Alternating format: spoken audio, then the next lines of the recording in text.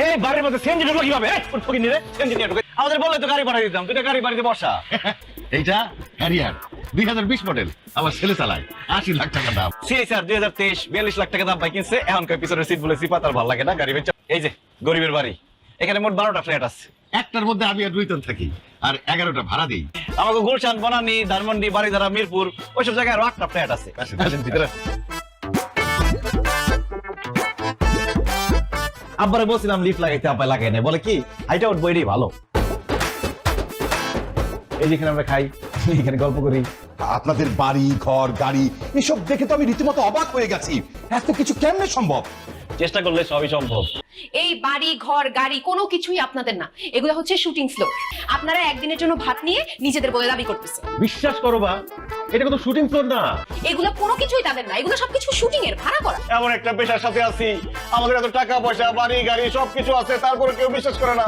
আমার সাথে আপনি এখন বাইরে যাবেন, মহল্লার আশেপাশের লোকজনদের জিজ্ঞেস করবো এই বাড়ি ঘর সবকিছু আপনাদের কিনা। এই গাড়ি বাড়ির মালিক কে? এটা আবার বলার কি আছে? এই বাড়ি তো গো। আমরা যে বাড়িটাতে থাকি আর যে দুইটা গাড়ি ব্যবহার করি, ওগুলোর আসল মালিক কে? কে আবার? তোরা তো খানদানি বড় লোক, এটা আবার জিজ্ঞেস করার কি আছে? আমাদের যে গাড়ি বাড়ি এগুলোর মালিক কে? খান আবার তগো। শুনছেন? এই বাড়ি গাড়ি সহায় সম্পত্তি সবকিছু যে আপনাদের, এটা আমি বিশ্বাস করছি। Thank you. আমার বান্ধবীরা বিয়ের পরে আমার হাজবেন্ডকে নিয়ে হাসি ঠাট্টা করবে, এটা আমি কোনোভাবেই মানতে পারবো না। তাই আমার বান্ধবীদের আপনাকে পছন্দ করতে হবে। কার জন্মদিন? ও বার্থডে আমার ফ্রেন্ড সেজুতির। Happy birthday. থ্যাঙ্কস। তোরা তো সবাই আছিস, দেখ তো তাকে পছন্দ হয় কিনা। চেহারা অথবা সৌন্দর্যের কোনো দাম নাই, পুরুষ মানুষের কর্মই হলো আসল পরিচয়। তো ভাই আপনি কি করেন? কি বলতে লজ্জা লাগছে তো? আচ্ছা প্যারা নাই, আমি বলতেছি। দোস্ত, সে মাছের ব্যবসা করে, ওর বাবা সহ বাজারে মাছ বিক্রি করে।